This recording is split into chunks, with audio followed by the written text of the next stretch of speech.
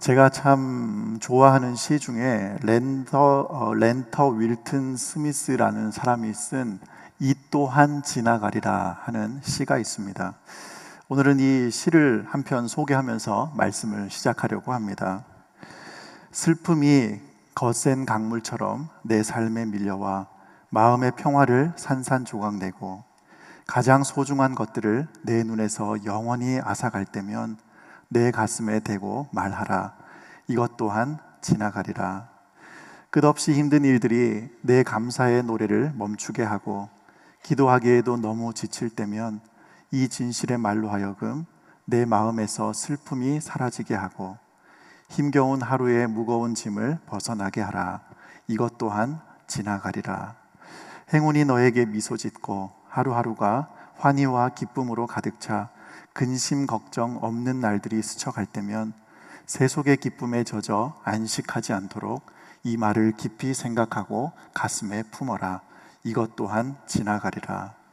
너의 진실한 노력이 명예와 영광 그리고 지상이 모든 귀한 것들을 내게 가져와 웃음을 선사할 때면 인생에서 가장 오래 지속될 일도 가장 웅대한 일도 지상에서 잠깐 스쳐가는 한순간에 불과함을 기억하라. 이것 또한 지나가리라. 제가 자주 꺼내서 읽어보는 시인데요, 그렇게 길지 않은 한 편의 시이지만 우리에게 큰 울림과 감동을 주는 시라고 여겨집니다. 오늘 우리가 읽은 본문 사무엘하 1장은 이렇게 시작이 됩니다. 사울이 죽은 후에. 사울이 죽은 후에. 사무엘상에서 왕으로 세움을 받았던 이 사울이 그 왕의 죽음, 사울 왕이 죽었다 하는 이 사울 왕의 죽음을 알림으로써 오늘 본문 사무엘하가 시작되고 있는 것입니다. 근데 제가 오늘 이 본문 말씀을 이렇게 읽고 묵상하는 중에 사울과 다윗 이 두 사람의 인생이 마치 이 한 편의 영화와 같이 이렇게 필름처럼 확 스쳐 지나가면서 불현듯 방금 제가 읽어드렸던 이 시가 떠올랐습니다. 이것 또한 지나가리라. 그래서 오늘 이 말씀을 우리가 묵상하면서 이 사울 왕의 죽음으로 시작되는 이 본문을 우리가 다시 한번 살펴보면서 사울과 다윗 그 두 사람의 인생을 돌아보며 하나님께서 주시는 메시지를 함께 살펴보고 은혜를 나누는 이 시간이 되기를 소원합니다. 첫 번째로 오늘 본문에 나타난 이 사울의 죽음을 우리는 먼저 사울의 관점에서 한번 살펴보려고 합니다. 사무엘하 말씀이 시작됨과 동시에 사울의 죽음을 알리고 있다. 여러분, 이것이 무엇을 의미할까요? 사울 왕의 관점에서 보면 사울이 누렸던, 그 사울 왕이 누렸던 모든 부귀 영화가 끝이 났음을 의미합니다. 사울 왕의 화려한 삶이 다 지나갔다는 거예요. 하나님께서 선택하신 이 이스라엘이라는 나라의 초대 왕으로 선택을 받고 기름 부음 받았던 그 사울이요, 정말 모든 부귀 영화를 다 누렸던 그의 삶이지만 그 인생도 결국은 끝을 마주하게 되어 있습니다. 우리는 이 사울 왕의 죽음 앞에서 다시 한번 우리 자신의 한계를 인식하고 하나님 앞에서 항상 겸손해야 함을 깨닫게 됩니다. 아무리 잘 나가는 인생도 금방 지나갑니다. 대단한 권력을 가지고 많은 부를 누린다 할지라도 결국은 금방 지나가 버리고 만다는 것입니다. 자기 말 한마디면 모든 것이 마음대로 다 해결되었던 그 왕의 인생도 얼마 가지 않아서 끝을 보게 되는 것입니다.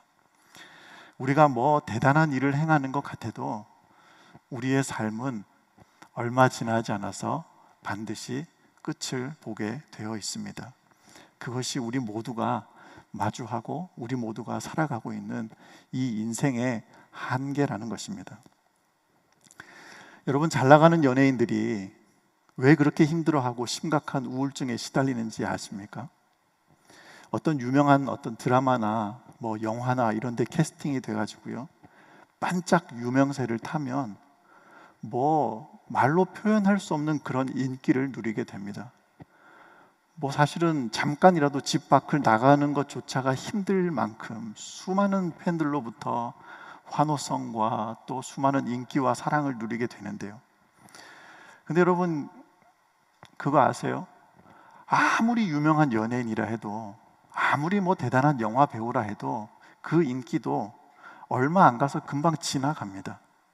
결국 사람들에게 잊혀지는 거예요. 그 인기와 사랑이 영원한 것이 아니라 결국은 얼마 지나지 않아서 사그라들고 마는 것입니다. 그런데 그 엄청난 인기를 누리다가 그것이 없어지고 나니까, 그 인기가 이제 지나가 버렸다는 것을 인정하지 못하니까 그 마음이 힘이 들고 우울감이 찾아오는 거예요. 계속해서 그 인기를 갈망하고 어떻게든 그것이 충족되기를 원하는데, 잠깐 왔다가 지나가 버린 그 인기가 되돌아오지 않으니까 급격한 우울증에 시달릴 수밖에 없더라 하는 것입니다.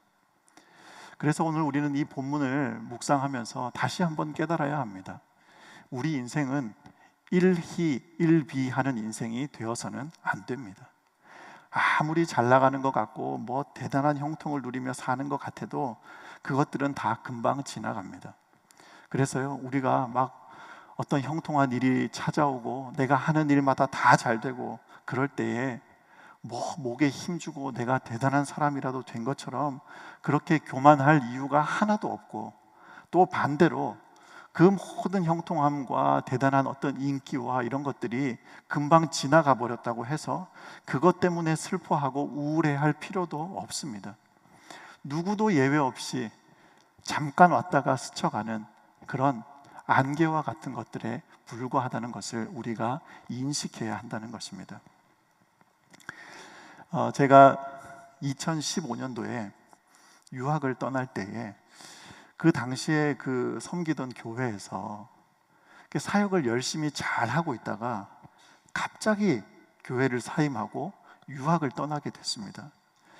사실은 제가 2012년도에 유학을 준비를 했는데, 그때 2012년도에 학생 비자를 신청을 했는데 이제 비자가 거절되면서 갑자기 이제 유학을 갈 수 없는 상황에 직면하게 된 겁니다. 그랬다가 이제 유학 길이 막혔으니까요, 하나님 앞에 기도하던 중에 서울에 있는 한 교회에서 이제 부목사로 사역을 시작하게 됐는데요. 부목사로 사역한 지 한 3년쯤 지났을 때 이제 그 당시 교회를 제가 섬기던 그 교회 담임 목사님께서 저를 부르시더니 이제 그런 말씀을 하시는 거예요.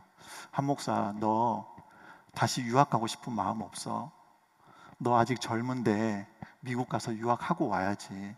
나중에 시간이 지나면 그거 너 참 후회된다. 다시 한번 도전해봐라. 그렇게 말씀을 하세요. 근데 제가 이제 풀타임 부목사로 막 사역을 하고 있으니까 그렇게 바쁘게 사역을 하면서 다시 미국 유학을 준비한다는 것이 엄두가 안 나는 겁니다. 그 영어 시험을 다시 봐야 되고 또 그 수많은 입학 서류들을 준비해서 이 입학 과정을 진행한다는 것 자체가 도저히 자신이 없는 겁니다. 그래가지고 이제 담임 목사님께서 하신 말씀도 있고 하니까 어떻게 했냐면 3년 전에 제가 합격했던 3군데 학교가 있었는데 그 3학교에다가 이메일을 보냈습니다. 내가 2012년도에 너희 학교에 합격했던 학생인데 내가 그때 학생 비자가 거절되어서 유학을 가지를 못했노라고.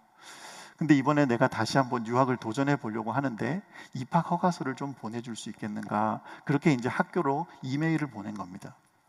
그랬더니 2군데 학교에서는 너 학교 입학 서류가 다 보존돼 있으니까 걱정하지 말고 토플 시험만 다시 봐서 영어 점수만 다시 보내, 이렇게 얘기를 하는 거예요. 근데 제가 아무리 생각해도 영어 시험을 다시 봐서 그 점수를 받아낼 자신이 없는 거예요.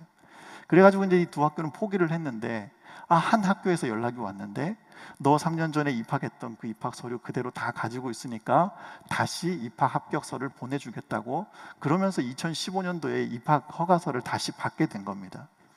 그래가지고 이제 그 입학 서류를 들고 미국 대사관에 가서 이제 비자 인터뷰를 하는데, 사실은 제가 2012년도에 미국 비자를 무려 3번이나 거절을 당했었기 때문에 사실은 뭐 유학 가는 것이 불가능하다고 생각을 했습니다. 근데 그냥 뭐 한번 내본 거예요. 그냥 냈는데 그 자리에서 그냥 비자가 나온 겁니다. 7월 26일 날 비자 인터뷰를 하고 8월 16일 날 교회를 사임하고 8월 24일 날 미국으로 떠났습니다. 그렇게 유학 가고 싶어서 2012년도에 난리를 쳐도 안 되던 것이 그냥 하나님이 길을 열어주시니까 한 3, 4주 만에 모든 것이 다 해결되고 내 식구가 미국으로 떠나게 된 거죠. 그게 너무나 이제 급작스럽게 이 유학 과정이 진행이 됐다 보니까 이제 이런 배경을 모르시는 성도님들이 막 그런 말씀을 하시는 거예요. 한 목사님 배신자다. 우리 몰래 막 저렇게 미국 유학 가려고 준비하고 있으면서 꼭 우리랑 막 오랫동안 함께 할 것처럼 막 그래놓고는 갑자기 이렇게 미국 가는 게 어딨냐고 막 그렇게 서운해 하시는 거예요. 그만큼 사랑을 많이 주셨으니까 또 서운함도 크셨나 봐요. 얼마나 제가 그 떠나는 과정에서 성도님들께 사랑을 많이 받았는지 지금도 그 순간이 잊혀지지가 않아요. 제가 예배를 마치고 이제 마지막 사임하는 날 예배를 마치고 예배당 제일 뒤편에 서서 이제 예배를 마치고 나오는 성도님들 한 분 한 분 이렇게 인사를 드리는데 수백 명의 성도님들이 저하고 마지막 인사를 하겠다고요. 예배당 안쪽으로 줄을 쫙 서서 20분이 넘도록 기다리면서 한 분 한 분 인사를 하시는 거예요. 여러분 도저히 믿을 수 없다는 표정으로 저를 쳐다보시지만 그런 일이 있었어요. 그래가지고 그 긴 시간을 마지막 저랑 한번 인사를 하겠다고 기다리시는 거예요. 옆에 서 계시던 담임 목사님이 한참을 서 계시다가 먼저 들어가셨어요. 그리고 나중에 와서 하시는 말씀이 내가 35년 동안 담임 목회를 하면서 부목사 사임하는데 이렇게 성도들 줄 서서 기다리면서 인사한 건 내 처음 본다. 그러면서 목사님이 그렇게 한 목사가 참 수고를 많이 했다 하고 그렇게 격려를 해주시더라고요. 참 많은 사랑을 받다가 이렇게 유학을 떠났는데 미국 가서 공부를 하는데요, 얼마나 많이 연락을 주시는지 몰라요. 미국 떠난 지 한 두 달, 세 달밖에 안 됐는데 한 목사님 잘 지내시죠? 공부 잘하고 있어요. 한국에 언제 한번 안 오세요? 언제 귀국하세요? 또 이제 제가 그 당시 유학을 떠날 때가 어느 시점이었냐면 제가 사역했던 그 교회 담임 목사님이 은퇴를 2년 앞두고 있던 시점이었거든요. 그러니까 이제 성도님들 중에 무슨 말씀들을 많이 하시냐면 목사님 유학 마치고 우리 교회 담임 목사님 후임으로 오시면 참 좋겠습니다. 그런 연락들을 막 수도 없이 하시는 거예요. 그게 제 마음속에 제가 이제 2년 동안 기독교 교육학 석사를 공부하겠다고 미국을 갔으니까 내가 이 2년 유학을 딱 마칠 때가 되면 한국에서 막 그냥 서로 막 저를 막 모셔가려고 막 그렇게 할 것 같은 그런 마음이 막 들기 시작하는 거예요. 걱정이 하나도 안 되는 겁니다. 그렇게 막 기대를 가지고 공부를 하는데 6개월이 지나고 1년이 지나고 1년 반이 지나고 점점점 연락하는 분들이 사라지기 시작하는 거예요. 목사님 언제 오세요? 우리 교회 후임 목사님으로 오셨으면 좋겠어요. 그렇게 이야기하시던 분들 중에 1년 반이 지나도록 연락 주시는 분이 별로 없는 겁니다. 그러다가 이제 아마 미국 떠나고 저희가 한 3년쯤 됐을 때 잠시 한국을 방문했다가 제가 사역했던 그 교회를 한번 들른 적이 있는데요. 여러분 진짜 믿기 힘드시겠지만 제가 사임하던 그날 그 교회 장로님들 중에요, 한 서너 분이 제가 떠난다고 막 엉엉 우시는 거예요. 여러분 우리 장로님들 보세요. 막 찔러도 피 한 방울 안 날 것 같은 그런 장로님들이시잖아요. 어느 교회나 다 비슷하거든요. 근데 그 장로님 한 서너 분이 막 엉엉 우셨거든요. 근데 제가 3년 만에 그 교회를 방문을 했더니 그렇게 대성통곡을 하고 우셨던 장로님 한 분이 저를 보시더니 처음에 누군지 기억도 못 하시는 거예요. 저 청년을 어디서 많이 본 것 같은데 어디서 봤더라, 그런 표정으로 인사를 하세요. 그 장로님 저 함신영 목사입니다. 그랬더니 이제 그제서야 막 반갑다고 인사를 하세요. 여러분 제가 무슨 말씀을 드리고 싶은가 하면 이분들한테 제가 서운하다 이런 이야기를 하는 게 아니라 사람은 조금만 지나면 금방 잊혀집니다. 주변에서 사람들이 막 지켜 세우고 좀 인정받는 것 같고 막 그렇다고 해서 막 내가 대단한 사람이라도 된 것처럼 막 교만하게 떨고 으스대고 할 필요가 전혀 없다는 거예요. 1년만 지나면 금방 잊혀집니다. 그 모든 인기 다 소용없고 금방 그것이 지나가고 말더라는 거예요. 실제로 제가 6년간 미국 생활을 마치고 이제 귀국을 하는데요, 저를 기억하고 불러주는 데가 아무 데도 없고 유일하게 용인제일교회 임병선 목사님께서 저를 기억하고 불러주셔가지고 제가 오늘 이 자리에 서 있는 것 아닙니까? 대한민국의 제일 훌륭하신 목사님이 지금 저기 앉아 계시는데 왜 박수를 치세요? 아이고. 여러분, 우리가요 하나님 앞에서 거만하게 내가 대단한 사람이라도 된 것처럼 그렇게 교만할 이유가 하나도 없습니다. 여러분, 주변에서 여러분들을 막 지켜 세우시는 분들이 있죠. 대단하다 칭찬하고, 그런 말들에 우리의 마음을 빼앗길 필요가 없습니다. 여러분, 이 사울 같은 사울의 인생을 한번 보십시오. 이 사울이 어떤 사람이었냐 하면, 처음 이스라엘 왕으로 세움받던 그때에 짐 보따리 사이에 숨었던 사람이 이 사울입니다. 나는 왕이 될 자격이 없는 사람이라고 그 자신의 모습을 하나님 앞에서, 사람들 앞에서 겸손하게 엎드리고 그렇게 부끄러워하고 자신의 모습을 정말 아무것도 아니라고 고백할 줄 아는 사람이 이 사울 왕이지 않았습니까? 그런데 이 사람이 왕이 되고 난 이후에 얼마나 교만해졌나 봤더니, 최고의 인기를 누리고 모든 사람들에게 인정받는 그 자리에 서고 나니까 이제 그것들이 포기가 안 되는 거예요. 그러니까 자기는 천천히고 다윗은 만만이다, 이런 말을 들으니까 눈이 뒤집혀지는 거예요. 내가 앉아야 될 그 자리에 이 다윗이 자리 잡게 될 것이 두려운 마음으로 찾아오니까 온갖 부끄러운 짓을 다 할 수밖에 없는 그런 비참한 인생으로 전락해버리더라 하는 것입니다. 그래서 우리는 항상 하나님 앞에 겸손해야 합니다. 하나님 앞에서 아무것도 아닙니다. 사울이 죽은 후에 여러분, 금방 지나갑니다. 지나가면 아무것도 아닌 자리에 연연하고, 그것 때문에 힘들어하고, 그것 때문에 하나님과 관계가 멀어지는 그런 어리석은 인생이 되지 않기를 축복합니다. 가만히 생각해 보면 우리가 계속해서 붙잡으려 하고, 또 그러다가 그거 놓치면 힘들어하고, 그렇게 끊임없이 반복하는 것들을 보면 대부분이 이 땅에서 잠깐 누리다가 없어질 것들 아닙니까? 그런 것들이 자꾸 우리의 마음을 빼앗기고 있지 않느냐 하는 것입니다.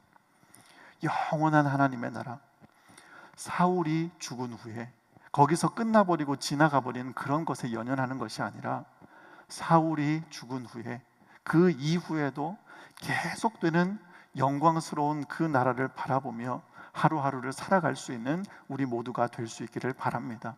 항상 겸손하게 하나님의 은혜를 구하며 영원한 것을 바라보며 살아가는 우리 모두가 될 수 있기를 주님의 이름으로 축원드립니다. 그런가 하면 두 번째로요, 오늘 본문에 나타난 이 사울의 죽음을 다윗의 관점에서 한번 살펴보려고 합니다. 여러분, 이 사울이 지금 누굽니까? 그토록 다윗을 죽이겠다고 쫓아왔던 그 다윗의 철천지 원수와 같은 사람이 이 사울 왕이지 않습니까? 그런데 그랬던 그가 드디어 세상을 떠났습니다. 10수년간 지긋지긋하게 다윗을 괴롭혀 왔던 그 사울, 다윗이 2번이나 목숨을 살려주는 그런 호의를 베풀었음에도 불구하고 끈질기게 그를 죽이려고 공격해오던 그 사울이 드디어 세상을 떠난 것입니다. 여러분, 이것이 무엇을 의미할까요? 다윗에 있어서 정말 지긋지긋한 그 고난의 시간이 지나갔다 하는 것을 의미합니다. 여러분, 시편을 읽어보면 다윗이 이 사울 왕에게 쫓기면서 쓴 시가 정말 많이 등장합니다. 그 시들을 우리가 쭉 읽어보면 다윗이 그 10수년간 사울 왕에게 쫓기면서 얼마나 괴롭고 힘든 시간을 보냈을지 우리는 충분히 상상해 볼 수 있습니다. 그렇게 자기를 힘들게 했던, 그렇게 자신에게 고통을 안겨줬던 이 사울 왕의 그 굴레에서부터 드디어 벗어나게 됐습니다.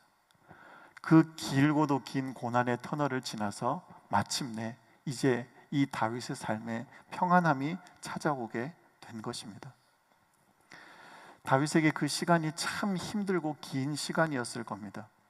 그런데 오늘 이 본문이 보여주고 있는 것처럼 그 힘들고 어려운 시간도 결국은 다 지나갑니다. 혹시 오늘 이 자리에 어렵고 힘든 일을 마주한 분이 계십니까? 여러분 얼마나 힘드세요? 얼마나 고생이 많으세요?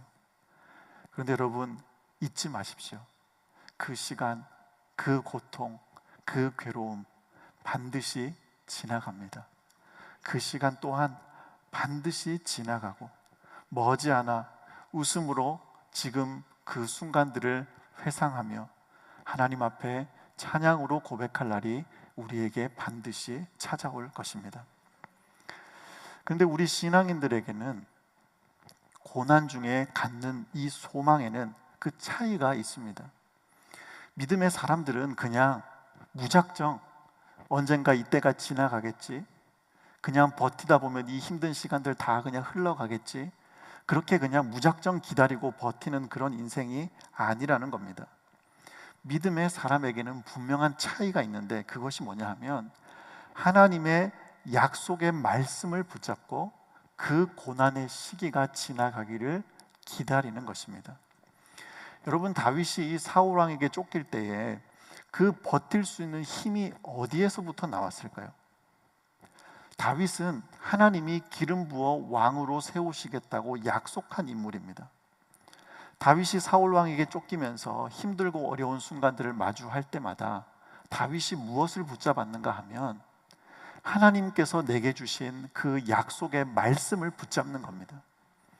지금 내가 너무너무 힘든 상황을 보내고 있지만 저 사울 왕 때문에 내가 진짜 죽을지도 모른다는 그런 두려움에 사로잡혀 있을 때가 수도 없이 나에게 찾아오지만 언약에 신실하신 하나님께서 내게 말씀을 주셨다면 그 하나님께서 신실한 그 하나님의 말씀대로 반드시 내 삶을 회복시키실 것이다.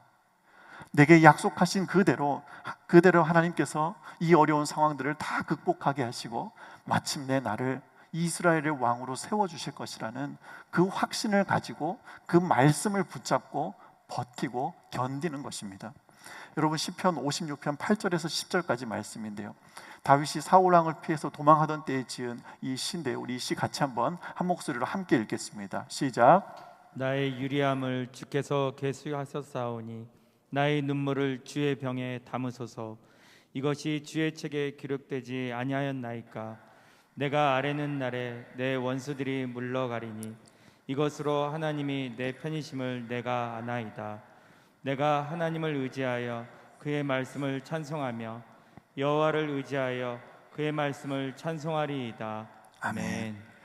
여러분, 이 시편 56편은 다윗이 사울을 피해서 가드로 도망했다가 거기에서 아기스 왕에게 죽임을 당할 위기에 처해서요, 미친 척하면서 침을 질질 흘리고 막 그렇게 해서 겨우 위기를 모면해서 살아난 이후에 그때 지은 시가 이 시편 56편입니다. 그러니까 얼마나 그 비참한 순간에 지은 시인지 우리가 충분히 이해할 수 있지 않습니까? 그런데 다윗이 사울 왕에게 쫓기고 그렇게 정신 나간 사람인 척하면서까지 목숨을 부지해야 하던 그 순간에 이 사람이 그 위기를 극복할 수 있는 힘이 어디에서 나왔는가 봤더니 하나님이 내 편이심을 내가 아나이다. 내가 하나님을 의지하여 그의 말씀을 찬송하며 여호와를 의지하여 그의 말씀을 찬송하리이다. 약속의 말씀을 붙잡고 가는 거예요. 하나님의 그 말씀을 내가 찬송합니다. 내게 주신 여호와 하나님의 그 약속의 말씀을 내가 붙잡습니다. 지금은 내가 이렇게 초라하게 살아야 되고 정말 끝이 보이지 않는 것 같은 이런 암흑의 터널을 지나고 있지만 이 고난의 순간이 지나가게 하시고 마침내 나를 영화롭게 하실 그 하나님의 약속의 말씀, 그 말씀을 의지하고 내가 그 약속의 말씀을 찬양하며 그 말씀의 약속을 붙잡고 내가 나아갑니다. 그렇게 지금 고백하고 있는 것입니다. 그 말씀을 향한 의지, 믿음, 확신이 다윗으로 하여금 끝까지 견디고 버티게 하더라 하는 것입니다. 지난주에 제가 저희 교구 성도님 사업장에 신방을 다녀왔습니다. 그 집사님 가정에 이렇게 방문을 했는데 이분들이 어떤 분이신가 하면 올해 2월 달에 등록한 새 가족이세요. 그러니까 우리 교회 오신 지 얼마 안 되신 분들이에요. 원래는 타 지역에 살고 있다가 이제 최근에 용인으로 이사를 오시게 됐고 이제 우리 교회를 등록하신 분들인데 이제 이 집사님과 이렇게 대화를 나누다 보니까 그 가정이 정말 말할 수 없는 그런 아픔과 고난의 시간을 지나왔다는 것을 알게 됐습니다. 특별히 이 한창 그 사업이 잘 나가다가 너무나 큰 어려움이 사업장에 찾아옴으로 말미암아 수십억의 빚을 지게 되고 그 일로 인해서 뭐 말할 수 없는 그런 고난의 시간을 보내오셨다 말씀을 하시는데요. 참 감사하게도 여러 가지 이제 우여곡절 끝에 용인으로 이사를 와서 이제 사업을 다시 시작한 겁니다. 빚이 수십억이니까 사실 뭐 어떻게 보면 남들처럼 그냥 쉽게 파산 신청하고 그냥 그거 떨쳐버릴 수도 있는데 그렇게 하지 않으시고 다시 사업을 시작해서 수입이 생기는 대로 그 많은 빚들을 갚아 나가면서 이제 그렇게 지금 하루하루 살아가고 계시는 그런 분이신데요. 잠시 이렇게 말씀을 나누고 예배를 이렇게 드리는데 갑자기 눈물이 왈칵 쏟아지는 겁니다. 아무렇지도 않게 수십억 빚진 이야기를 하고 그렇게 기도 제목을 나누시는 그 집사님의 모습을 이렇게 바라보는데 얼마나 그 시간들이 힘들었을까. 그걸 생각하니까 갑자기 막 마음이 너무 아픈 거예요. 막 예배를 인도할지 뭐 제대로 인도할 수 없을 만큼 막 주체할 수 없이 막 눈물이 쏟아지는데 겨우겨우 이제 마음을 가다듬고 이제 이렇게 말씀을 전하기 시작하는데요. 말씀을 선포하는데 제 마음속에 성령께서 아주 강하게 제 마음속에 임하셔서 주시는 깨달음이 무엇인가 하면 하나님께서 이 가정과 이 사업장을 반드시 회복시키시겠다는 그런 강한 확신을 주시더라고요.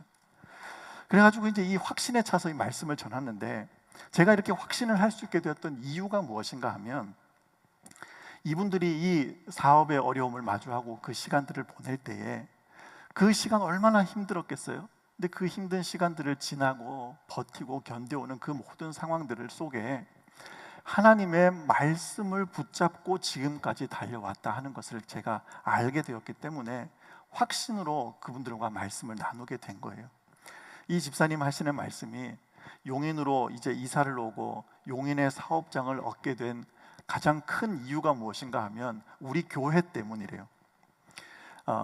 예전부터 가깝게 지내던 집사님 한 분이 작년에 용인으로 이사를 와서 이제 우리 교회에 등록을 하고 이제 예배를 참석하고 계시는 분이 있는데 그분이 이제 이 집사님 가정에게 우리 교회를 소개한 겁니다.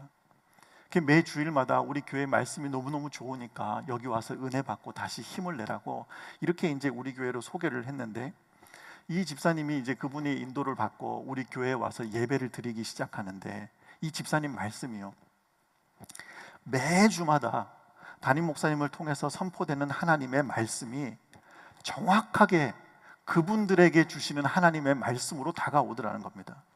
근데 이게 어느 정도였냐 하면 그냥 오늘 하나님 나한테 좋은 말씀 주셨다 이런 정도가 아니라 이제 어떤 한 주간을 보내면서 뭐 이제 크고 작은 일들이 있잖아요. 근데 참 힘든 순간들을 지나면서 두 부부가 이 일을 가지고 우리가 어떻게 이걸 극복해야 될까, 이 문제를 우리가 어떻게 해결해 나가야 될까, 두 분이 같이 상의하고 고민하고 기도하고 그렇게 대화를 나누고 한 주를 보냈다가 주일날 예배를 드리러 딱 와서 말씀을 들으면 지난 한 주 동안 두 사람이 고민하고 대화했던 그 문제에 대한 해답을 목사님 말씀을 통해 정확하게 주시더라는 거예요. 어느 정도인가 하면 마치 목사님께서 두 사람의 대화를 가만히 듣고 있다가 그 대답을 준비해서 주일날 말씀 시간에 와서 꼭 선포하는 것처럼 그렇게까지 다가오더라는 거예요. 근데 그게 한 번, 두 번이 아니라 한 주, 두 주가 아니라 계속해서 반복적으로 하나님이 말씀을 주시면서 그 말씀을 통해 본인들이 분명한 해답을 얻게 됐다는 거예요. 그 은혜를 가지고 다시 힘을 얻게 됐다는 겁니다.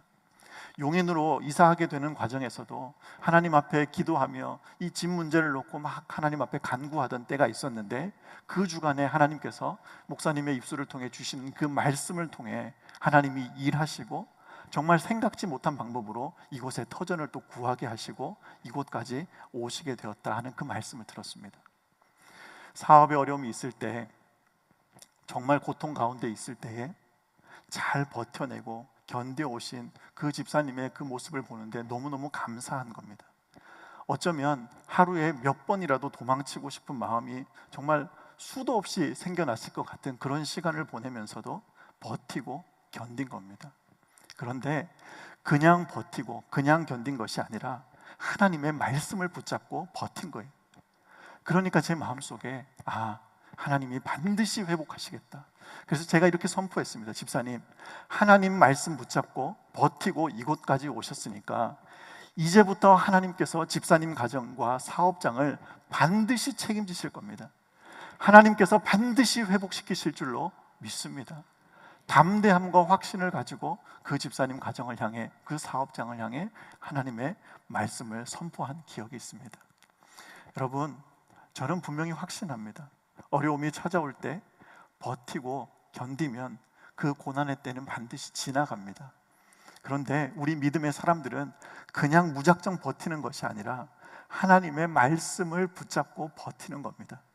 그렇게 하나님의 말씀을 붙잡고 버티고 견디다 보면 그 고난의 시간이 반드시 지나갈 뿐만 아니라 하나님은 그 인생을 책임지시고 놀랍도록 크신 은혜로 채우실 줄로 믿습니다. 다윗이 사울을 통해서 엄청난 시련을 당할 때 하나님의 말씀을 붙잡고 버티고 견뎠잖아요. 여러분, 사울 왕이 이제 죽음으로 이제 이 사무엘하 2장으로 넘어가면서 다윗이 왕으로 추대받게 되지 않습니까? 영광 가운데 왕으로 추대받던 그날 다윗의 마음이 어땠을까요? 지난날 사울 왕에게 쫓겨다니며 고통받고 근심하며 눈물로 하루하루 보냈던 그 세월들이 아마 무슨 필름처럼 지나갔을 거예요. 그 모든 시간들이 이제 다 지나가고 신실하신 하나님께서 나에게 약속하신 그대로 오늘 내가 이렇게 왕으로 영광스럽게 추대받게 되는구나. 아마 그 하나님의 은혜와 그 사랑에 감격하며 하나님을 찬양했을 겁니다. 제가 지난주에 그 신방을 마치고 집으로 돌아와서 이 집사님 가정을 생각하고 기도하는데 이 말씀이 떠올랐습니다. 로마서 8장 18절 말씀, 생각하건대 현재의 고난은 장차 우리에게 나타날 영광과 비교할 수 없도다. 하나님의 말씀을 붙잡고 나아가는 인생은 반드시 그 영광을 보게 될 줄로 믿습니다. 이 은혜가 오늘 우리 모두에게 충만하게 임하기를 우리 주님의 이름으로 간절히 축원합니다. 말씀을 정리하겠습니다. 여러분, 삶이 형통하십니까? 사울 왕과 같이 세상의 주목을 받고 사람들에게 칭송받으며 승승장구하는 삶을 살고 계십니까? 여러분, 금방 지나갑니다. 잠깐 왔다 가는 세상의 일들로 인해 하나님 앞에 교만한 인생 되지 않기를 축원합니다. 항상 겸손함으로 하나님의 은혜를 구하고 영원한 하나님의 나라를 바라보며 살아가는 우리 모두가 될 수 있기를 바랍니다. 삶이 어렵고 힘드세요? 그것 또한 반드시 지나갑니다. 그 힘든 순간 머지않아 반드시 지나갈 것인데 그 인생의 고난을 마주할 때에 신실하신 하나님의 말씀을 붙잡고 끝까지 버티고 견디며 승리할 수 있기를 바랍니다. 우리 하나님께서 반드시 우리의 인생을 책임지실 줄로 믿습니다. 끝까지 믿음을 가지고 항상 우리 주님 붙잡고 살아가는 우리 모두가 될 수 있기를 우리 주님의 이름으로 간절히 축원하고 축복합니다. 아멘.